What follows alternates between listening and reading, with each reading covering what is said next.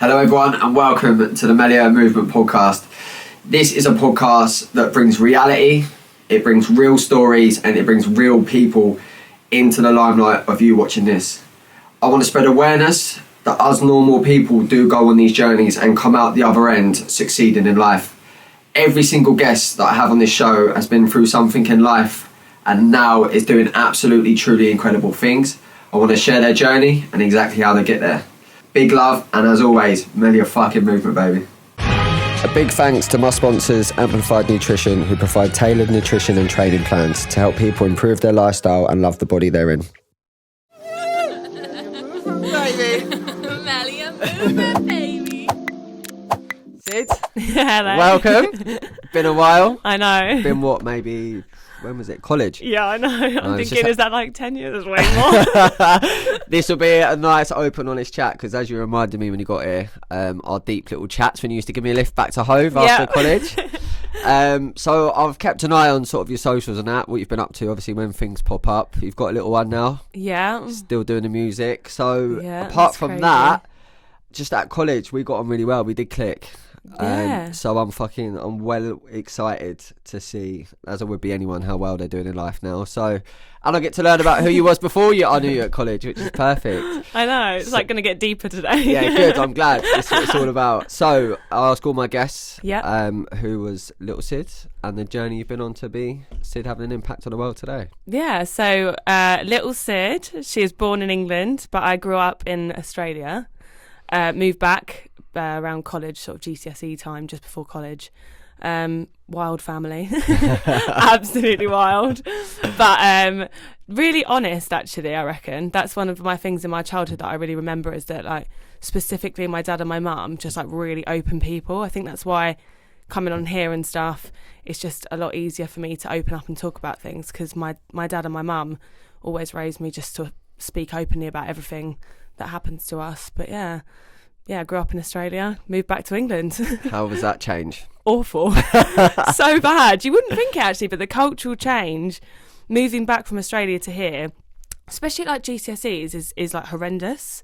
Like so hard, because even like the curriculum's different. Like, I'm talking like teacher head now, but like, yeah, the curriculum's different, and just the lifestyle, no sunshine, it does get you down a little bit.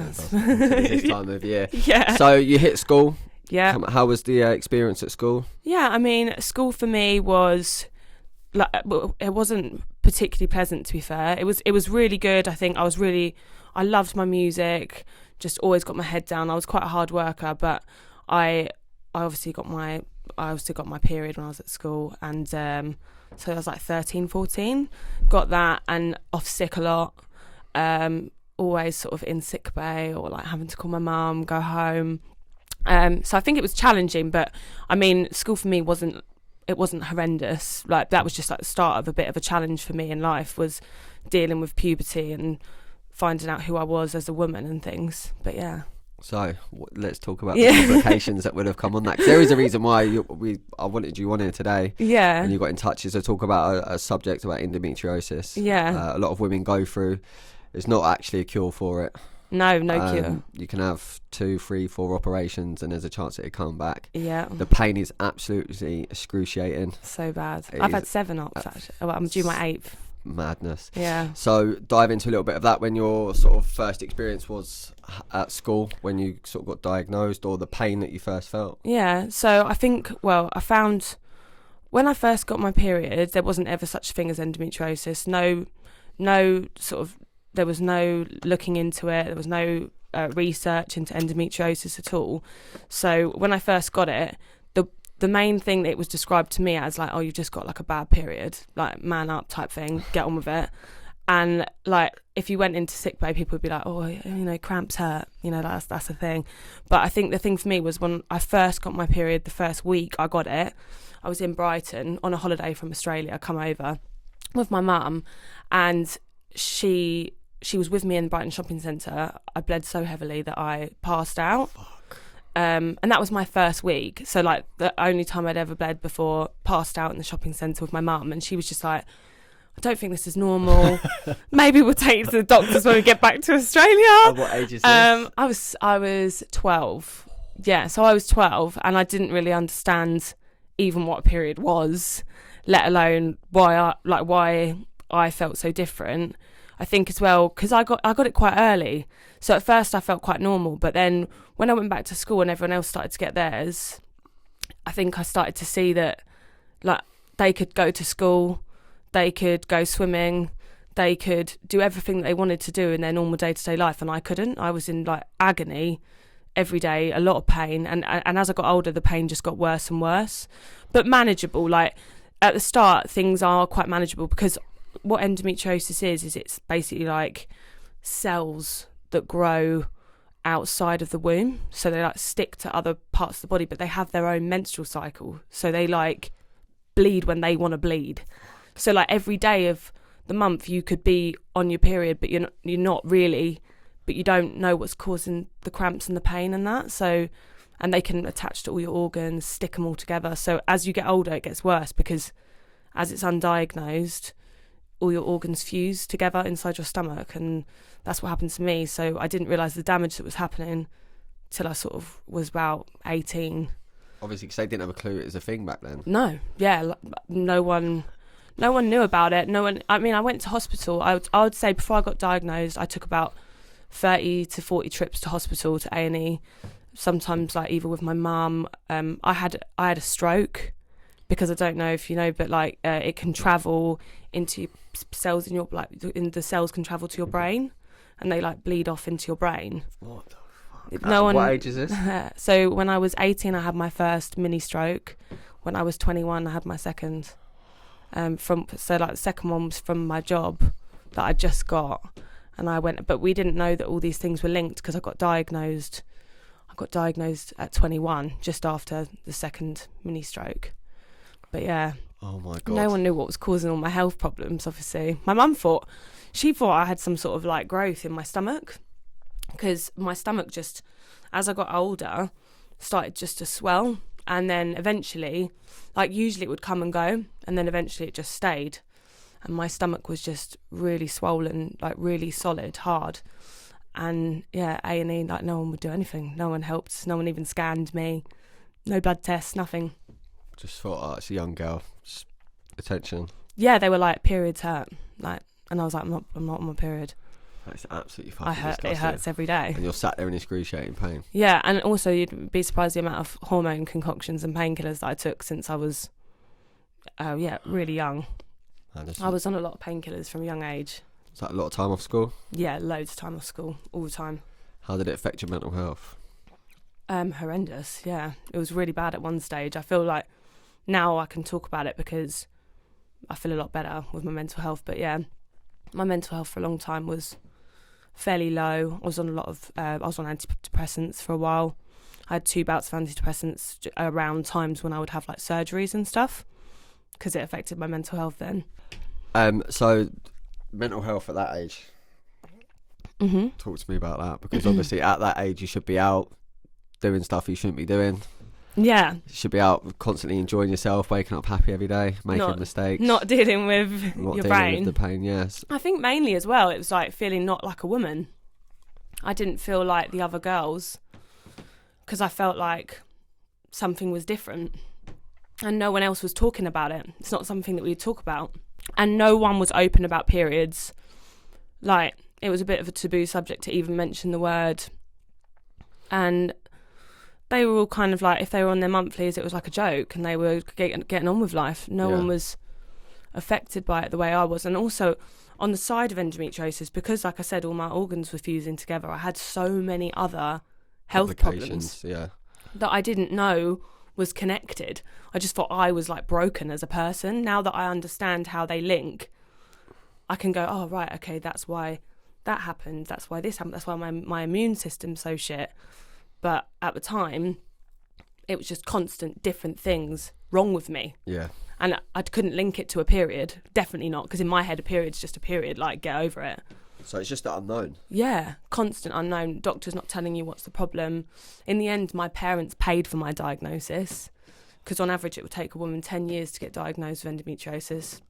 And my stomach got so swollen, My mum was like, I'm not having it anymore. I'm just taking her Fucking to a private. So they paid £6,000 for me to just get told what it is. Yeah, and in order to get diagnosed with endometriosis, you have to have surgery. So even just to get, that's why they don't do it.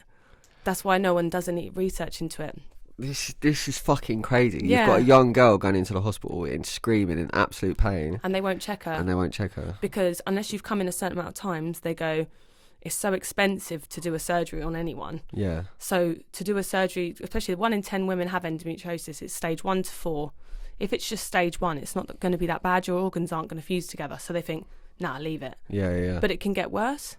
So, and they're not going to do a surgery on every girl, are they, to find out whether they've got it? And they've not done the research to find out how they can figure out what's wrong with the women, so they don't bother. It's like torture. Yeah, they just leave it. And also, because of the subject, because it's periods, they're just not prepared to. They weren't prepared to before now. I know that a lot of like women's health and things in gynecology have got a lot better recently, but they were not prepared to check into it before. So, how many good days would you sort of, let's say in a month, Mm-hmm. how many good days would you have and then it would come back? Because obviously every time there's a good day, you think, oh, there's a bit of hope. Yeah. I would say like after a surgery, there are like multiple good days. You feel like on top of the world. You can exercise again, Sick. like go to work. And then gradually, as I'd say around 7 months after your surgery, so I have a surgery sort of like roughly every 12 months. So I'd say 7-month period, you're starting to like go, oh, I'm in a bit of pain. And also you can feel sometimes the adhesions. So like pulling or like tugging on your organs like inside. I'd say genuinely, if I was to say on a percentage, like 80% of my life is like pain in a day-to-day thing. Like I'll be at work and I'll have an excruciating episode where I could even be on the floor, take codeine, get back up, and then I'll go to a lesson the next lesson, because you have to, because I can't miss work for endometriosis, because who's going to give a shit? Yeah. How am I going to sit down in front of my boss and be like, oh, I've got like a period thing? So I've got a friend who's a teacher and she struggles with it as well, and the amount of Yeah. time off work that she has to have because of it, because Mhm. she's a dance teacher. Ah. So she has to be active, she's standing up, she can't just have It's to physical fucking as sit down. well. Yeah, so it's mad because I've got a few friends that go through it and I know it and I feel for them. Like I get stomach cramps, yeah, and whenever like you get ill every now and then and the stomach cramp comes on, it's excruciating pain. And then I realised, I was like, what the fuck? I was like, these women actually go through this probably 5 out of the 7 days of the week. Yeah. And then suddenly my stomach cramps like that. It's But mental. it's fucking crazy because that's And they literally just like, get on. Like they just have to. You can't. And there's no one there to help you. No. And it's not, like the thing is as well, because it's like, I can understand that a period is like obviously like cramping pains. But when you think about like the organ damage, so like I've lost, so my appendix, part of my kidney, and potentially like now the next operation, part of my bowel, like that's just happened. I've got a couple of friends that I've met through support networks, groups and things, who have bags, who like can't go to the toilet without a colostomy bag. Fucking hell. Because of the removal of the endometriosis, where it's wrapped so tightly around their organs in their stomachs. It's not been looked into, it's not been taken out, and it's grown. It just grows like a garden inside your stomach. Like if you don't cut it out, it keeps growing back. Like the cells will just mutate and grow, and each bit that comes off can grow onto other organs and just stick them together. So in the end, you end up with a mess, and you don't even know what's going on in your body. Yeah, it's absolutely heartbreaking. Yeah. And could this be prevented? Yeah, absolutely. Well, there's no money into like women's health or gynecology at all. There never has been. I'd say in the last sort of like 5 to 10 years, it's got a lot better, and it is slowly improving because it's a topic that we can talk about. Like I'd say I would even, like before today, I was thinking, oh yeah, should I be mentioning this? Should I be talking about period or when I got my period? Because it's this taboo subject, isn't it? Like we weren't really raised in that sort of generation where it's acceptable to talk about it. But then you think, why the fuck not? Why can I not talk about? It's your body. Yeah. Why can I not talk about my body and something that's a disease that's living inside of me? But I think because of that, and because of the fact that periods are supposed to be painful, it's been missed and it's not been looked into. I do think that they shouldn't have to have a surgery to find it. I think that there should be more research into finding an easier way to diagnose it, because you don't always need surgery. Like, I've been really unfortunate. I have stage 4 endometriosis, so my organs are affected, so I will need surgeries. That's just my life. But there are other women who could have either hormone treatment, diet, a change in diet, lifestyle changes, things like that, and they could be coached on how to cope better with their endometriosis, but they're not being. It's just literally, you come in, you have a surgery. If you've got endometriosis, we'll cut it out. Then you're sent on your merry way. But there are so many other things that can affect the healing process or affect how you cope with it on a day-to-day life. Like alcohol is like a inflammatory. Yeah. Don't drink alcohol. It doesn't flare up as much. Like, just little things like that people don't really know about. And they just send you on your way and you've got to work it out for yourself. Yeah. It's absolutely fucking disgusting. There's no aftercare at all. It's literally, when they did my operation, even though it was private as well, they did the operation, and I was thinking, oh my God, I hope my mum hasn't wasted $6,000. There's nothing fucking wrong with me. They did the operation and they were like, yeah, so we found lots of endometriosis. It's quite deep binding around lots of our organs, but we cut it all out. Bob's your uncle. Fucking hell. So Off she goes. that first time, did you think that's it, it's over? Yeah, well, I thought, yeah, they cut it out. It's gone. But if you Google endometriosis as well, which I did, obviously, Googling anything is so bad. Get a headache, it's like got a tumour. You do not want to Google anything. But I Googled it, and then infertility, first thing. That's the first thing that comes up, is infertility. And the thing about that is you can't check that.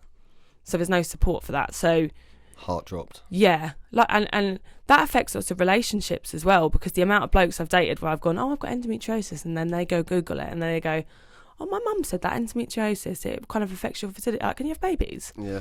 I'm like, I don't know. Or if you're constantly in pain and you can't have sex all the time. Yeah, exactly. Yeah, you're always in pain.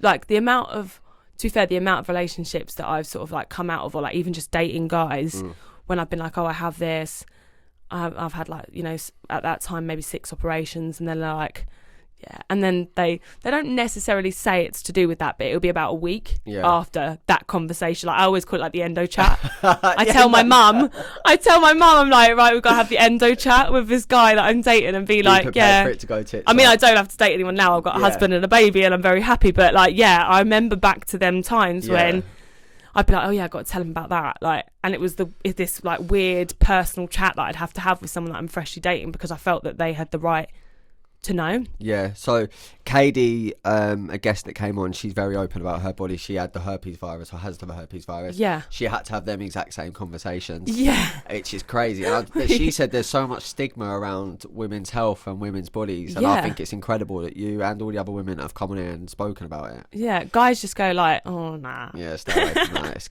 mental. What they don't want to talk about. But that's what affects your mental health as well. Yeah. Because if you can't talk about something, if you can't come out and say, right, I've got this wrong with me, even to women, even to other girls, you can't come out and talk about it. It's going to affect you mentally, because you're constantly thinking something is far worse than what it is in reality. Yeah. There could like 1 in 10 women have it. But when I grew up, I never met one single girl who had a bad period, or one single girl who told me that she was struggling or had to go home or had the same experience as me, because we never spoke about it. You was on your own. Yeah, we didn't talk about it, even girl to girl. It was never really a discussed thing. It was just, mental. That's your period. But you must have felt so lonely, because obviously it's the excruciating pain, it's the mental health that it brings, it's time off school, missing events, not being able to look after your body, dating, not being able to go well. No, and eventually it did wear me down a lot. I remember just thinking, like, I think it was after my 4th or 5th surgery, before I met my husband, like, what's the point anymore? Like, there's just no point in this. I was going to ask, how deep did it get, the thoughts? Because I can't imagine. I mean, I had COVID like really, really bad, and I got to the stage where it was in lockdown. I was locked in my room for like 10 days. I can't do this another day. Yeah. So talk to me about how sort of, because I know there'll be a lot of women watching this, and they'll probably have had a sleepless night of where they've been in pain and they're battling their thoughts. Yeah. I want to show these podcasts a lot of relatability. So could you go into detail, sort of like the worst times that you'd been through? Yeah, I'd say before I got onto like the antidepressants and things, trying to understand how I was feeling, it it did get really bad. There was one stage where I'd had quite a serious breakup, followed by sort of like an illness, and then went into hospital and they'd cut out like a lot of endometriosis. And I remember being in there just like I didn't want to be here anymore. I definitely wanted to end my life. I discussed it with my mum, like ways that I could do it, and like apologised to her about how I was feeling. Sorry. But yeah, no, I didn't want to be here. And it's crazy because now I think, like, if you think of that girl, I'm totally different. And I've got so many support networks, so much more information. But at that time, I didn't actually understand what endometriosis was. Like, I didn't have a clue what it was. I just thought I didn't function properly. And then because of the way that some doctors had spoke to me, I thought it was genuinely something that I had made up in my head. Like, the pain was just something that I wasn't dealing with appropriately. Like, I couldn't cope with my cramps, and even though they were cutting out this endometriosis every time, it was still not discussed, still not spoken about how I was coping with it mentally. And then I was just given a load of antidepressants and told basically, get on with it. I was living on my own. Yeah, it got bad. Alright, do me a favour quickly. I hope you're enjoying this episode, and if you want to see more, please hit the subscribe button, give it a cheeky little like and a comment. It helps more than you know. Get back to it. And all they've done is just dose you up more. Yeah. And every time I have a surgery, I'm on opioids. So I take like liquid morphine, tramadol, codeine, and paracetamol and ibuprofen when I get taken out of hospital, and that's for 3 weeks. So even now, I'm due a surgery in like 6 months. I know that I'll have that concoction of drugs, and then I'll have to go back to work 3 weeks after. And it's time off work as well. So I'm constantly missing work. I feel like I'm not progressing in my career. But now I've got a really good boss, got a good husband. I understand my health, my mental health, and I know how to get through. Like, I've got coping strategies. But if I look back to how I was back then, fuck all. Nothing. And you don't even know at that age about mental health. No. Not even, yeah. So like, you're going, my whole body doesn't work. It just doesn't work. I don't know what to do to make it right. Yeah. How was that conversation with your mum about wanting to end your life? Horrendous.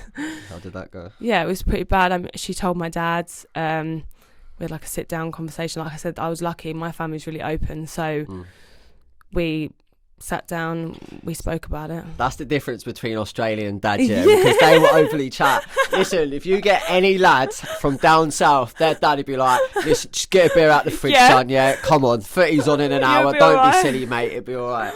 So, no, he did. No, my dad. Yeah, no, he was quite emotional about it. Actually, he was, because I'd been sort of self-harming, and they hadn't found out till I was in hospital. And when I come out of hospital, we'd just had like an open conversation about it.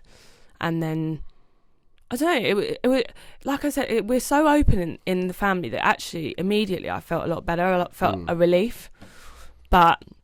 Even so, my dad is still the sort of guy that won't talk about a period. But he will now. Yeah. He will now, because I've sort of like desensitised him from it. But at the start, he was like, well, what's it all to do with, like that old bleeding stuff? Like, what? And like, you have to sort of be like, yes, Dad, yes, it's my period. I'll leave that conversation to you. Yeah. It's like that. But they were really upset about how I was feeling mentally. We got through it together as a family. I think I was very well supported. I don't think there would have been a lot of other women who would have had the support that I had with their families, and I dread to think like how they would have felt at that time. But I got off antidepressants pretty quickly. I don't think they did much for me at the time, because it was more my mentality that I had to focus on. I had to focus on being a better person and thinking, right, if I sit here and like pity myself, no one's gonna fight for me or make anything right. No one's going to move me forward. If I continue to be in this dark place, like, I can talk to my parents, but either way, they can't make it right. Like, I have to better myself and just go, right, cope with it. I've got one life. Like, I don't care who you are. If you've got something wrong with you, anything wrong with you, any disability, any insecurity, like, you have to move forward, because if you don't, just get on with it and move forward and focus on your mentality, your state of mind, you won't ever recover from it. So it's acceptance as well. Like when you're in a shit place, it's easy to just sleep them fucking days away. It's easy to fucking feel sorry for yourself. It's easy to be like, the whole world's against me. But if you don't take action, you will not come out of that place. It doesn't matter how much advice people give you. Yeah, it is not going to drag you out of that dark place. Yeah, no way. Crazy. No one will help you. And I think a lot of people that are in that place, they think that it will. They think, oh, if I go speak to so-and-so who's doing really well for himself, like he'll sort it out. Yeah. But no one's going to sort it out. It's like even me as a life coach. Like I give all the advice, I give all the structure, everything I can possibly do. But if they don't get out of bed and put things into action, it's a complete waste of time. Yeah, they'd be wasting their time dealing with it. Yeah. So the self-harming, I want to go into that. Oh no. Yeah. Talk to me about that. How did you sort of come up? I think it was I had a failed relationship. He was really unfaithful around the time of my diagnosis. By then within the first 2 years of diagnosis, I had 2 operations, and I started doing it first in secret. It was something that happened. So the thing is, I put it a lot more towards when I had that relationship breakdown.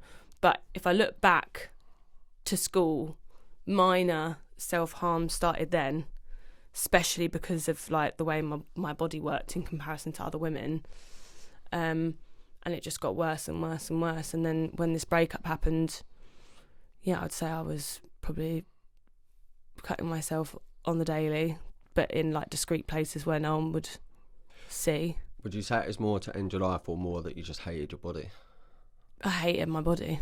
I thought I was completely and utterly broken, and there was no way of making myself feel confident, or especially because he'd been unfaithful to me.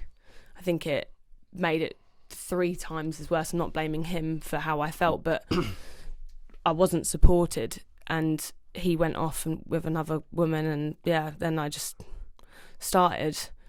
But it's crazy because it's completely out of your control. There's literally not one thing. No. There's not one conversation. There's not any bit of communication that can happen that's going to change it. Yeah, nothing. There's nothing that he could have even done probably that would have changed my state of mind, because it was my body. But now I can look back and understand that was the case, whereas I think at the time I was like, that prick. He's ruined me. But that just comes with the maturity though, doesn't it? Yeah, you just always want to put your issues on someone else. You don't want to deal with them internally. How's the pain now? I mean, it's quite bad now. So since having Vinny, my baby, it grew back a lot more. Like they say, sometimes when you have a baby, it cures endometriosis. Well, it didn't. Waffle. I thought maybe, because that's how ridiculous Google the research is. Because if you Google it, like myths just come up, and you go, maybe that will work. Like maybe I'll just do that.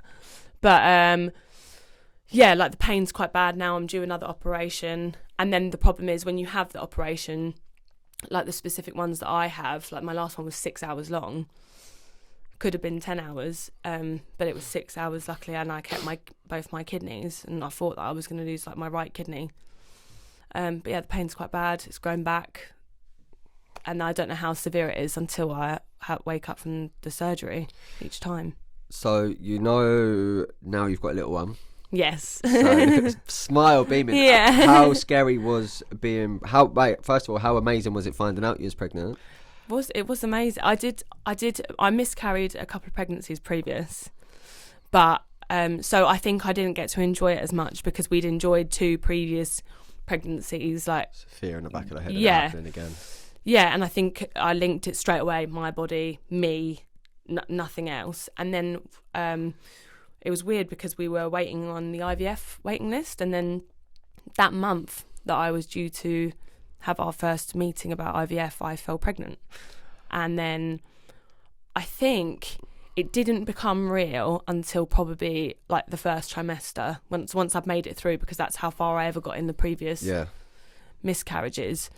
And then it became real, but still, even then, it was quite difficult to celebrate the pregnancy. My dad specifically was... Don't jinx it. Yeah, he never wanted to celebrate the pregnancy till he was here. Till he was born, he was all right. He had all 4 limbs and he was okay. Because I think he just thought, you've had so many surgeries. Yeah. I don't want to get her hopes up type thing. I just want to make sure that she's mentally prepared in case anything happens to this baby.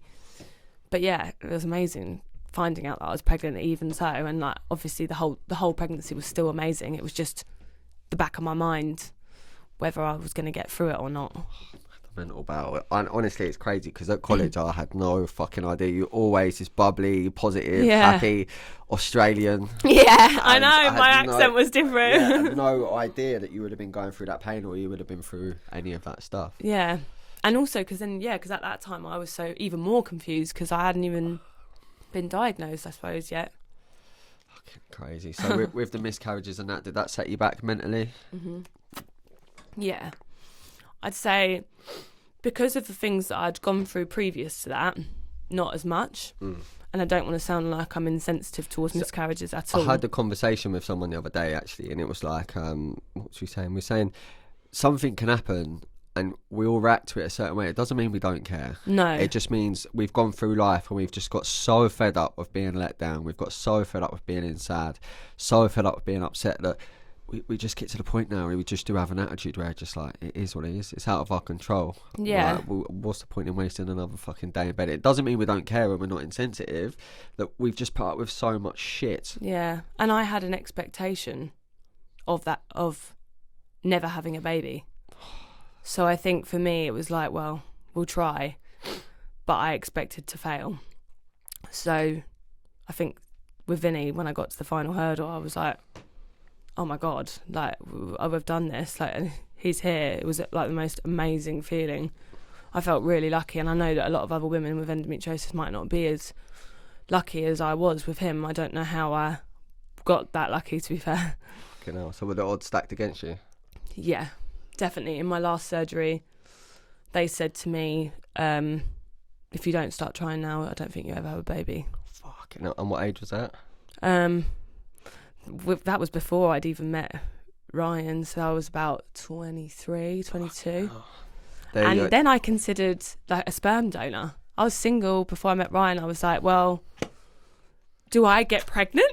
Shall I just go have a baby? You don't have a choice. Your hand's forced. Yeah. You go, well, maybe I should just go have a baby then. And then my mum was like, you're mad. You can't have a baby. Like, but I was thinking, it's now well, or if never. I don't get, I'm not going to get pregnant. But that was the wrong advice, because imagine if I'd have gone and done that and then not met Ryan and then not had Vinny. But I did just in the end think, right, just settle and just wait it out. And then I had 2 surgeries since I've been with Ryan, and then the last one was a massive sort of clear out, the 6-hour one. Yeah. And it was with like this amazing surgeon. I was really lucky before he went privatised. He did it on the NHS, and he did me as a specific case, and I was really fortunate to get him, to be fair, because a lot of other women, they just get gynecology surgeons and things, but I had like a robot do the operation. It was mental. Unreal. Yeah. So the process of the battles with the mental health and a couple of miscarriages, how the fuck, and being in excruciating pain, how do you even bring yourself out of it? I think I have like major highs and major lows. So like, because of my mental health and my physical disability, it makes me want to achieve so much more. It makes me, I want to go to work every day. Sometimes I'm physically not able to. I'm really lucky that my work's always been quite supportive of me, but it doesn't change the fact that when I come in, I feel like a failure. I feel like a failure after I've had a surgery and I've gone through all that recovery, and then also I'm going to come down from the concoction of drugs that I've had to take at home. I come back in, and that is probably the lowest point, is after an operation. I feel the lowest I've ever felt. Like, I got the scars, and they cut through the same scars every time. So every year you're constantly seeing the scars and the swelling on your stomach and the pain, and it's all the same feelings. It's really triggering. It causes me to get quite a lot of anxiety and depression around those times. I think that's probably the lowest I've ever been, is following a procedure. Is it getting better now? Yeah, absolutely. Now I know how to cope with it. Like I said, I move forward, go to work. I've got a really honest relationship with my boss, whereby I had to sit down with him and be like, this is endometriosis, here's what it is, here's a leaflet, here's where you do your research, this is me. And he luckily has supported me the entire way through. Amazing. Yeah, and I think now, coming off the other side of it as well, I had Vinny. I definitely think through my state of mind, because I was able to get over all of those things that I'd gone through as a child and then as a young adult.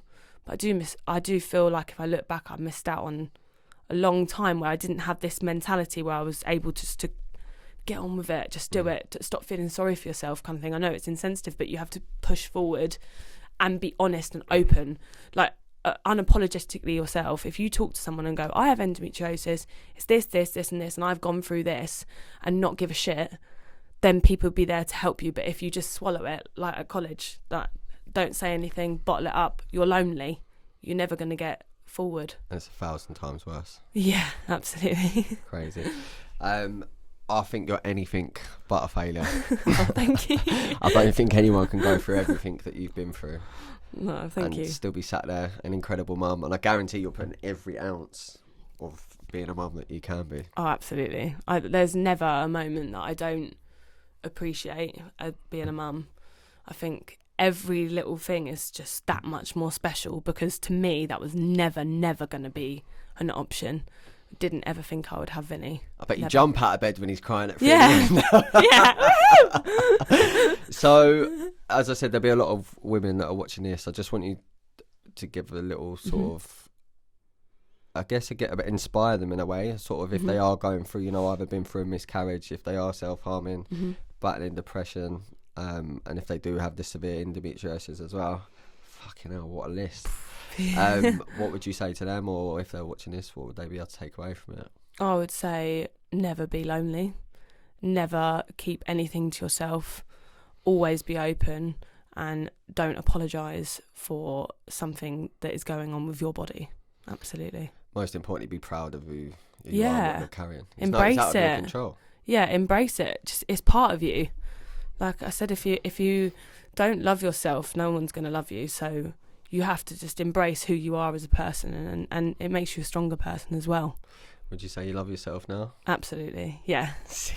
And I don't mind endometriosis now, because I get to do things like this. Yeah. I get to talk about it. I get to help people. There's so many girls that have spoke to me about endometriosis that have been like, oh, I'm really glad you put out that video or you spoke about that. It's crazy because it's exactly the same. It's just there's no better. I believe it's truly selfish to go through things in life and not be so honest and open about it. Because 9 times out of 10 they're out of your control, and 2, if you can help just one person benefit from your journey or your horrible experience you've been through, I believe it should be done. Yeah, absolutely, I agree.